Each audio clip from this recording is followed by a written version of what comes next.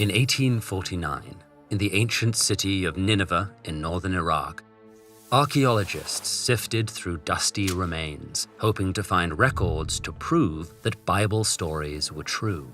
What they found instead was one of the oldest libraries in the world. Inscribed on crumbling clay tablets was a 4,000-year-old story, so riveting, the first person to translate it started stripping from excitement. Called the Epic of Gilgamesh, the story starts with Gilgamesh, king of the city of Uruk, crashing every wedding and sleeping with the bride before she has a chance to sleep with her husband. To tame Gilgamesh, the goddess Aruru created a rival called Enkidu. Enkidu lived beyond the walls of the city, where chaos reigned and wild animals, invaders, and evil spirits prowled. After a priestess of the goddess Ishtar seduced Enkidu, the wild animals beyond the wall rejected him, and he ventured into the city. There he encountered Gilgamesh, up to his usual tricks. Enkidu stepped in to stop him. Almost perfectly matched, the two men wrestled all through the city streets until Gilgamesh won the fight by a hair. Afterwards, they were inseparable. With his new friend, Gilgamesh turned his attention from the brides of Uruk to proving his strength in combat.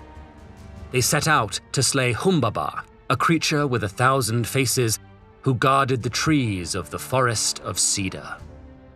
They tracked Humbaba and ambushed him.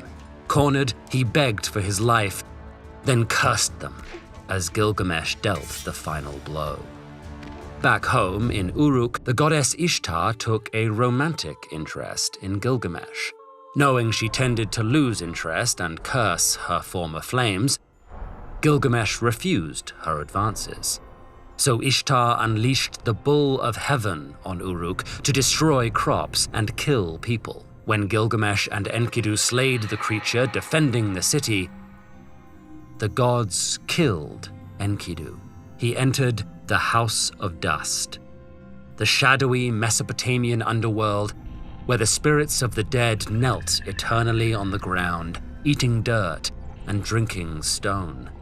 Grieving for Enkidu and terrified of meeting this fate himself, Gilgamesh set off beyond the cosmic mountains to seek immortality. He passed scorpion people and groves of gemstone trees, traveled beneath the mountains and outran the rising sun until he finally came to the end of the world, where he found a bar. The bartender was a goddess named Shiduri, who urged Gilgamesh to give up his quest. She told him all mortals must die.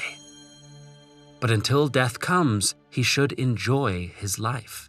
But Gilgamesh refused to give up. Reluctantly, Shiduri gave him directions to cross the waters of death and meet the immortal man Utnapishtim. The gods had granted Utnapishtim immortality following a great flood, during which he'd built a boat, loaded 2 of every animal onto it, and landed on a mountain peak.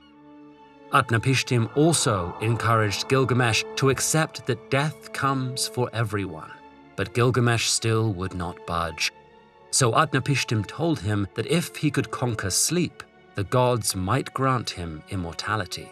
Gilgamesh intended to stay awake for 7 days, but fell asleep immediately. Utnapishtim then told him about a magical plant that grew at the bottom of the ocean and granted eternal youth. Though Gilgamesh successfully retrieved the plant, a snake stole it on his way home. But when Gilgamesh laid eyes on his beautiful city again, he made peace with his mortality and vowed to spend his lifetime doing great deeds.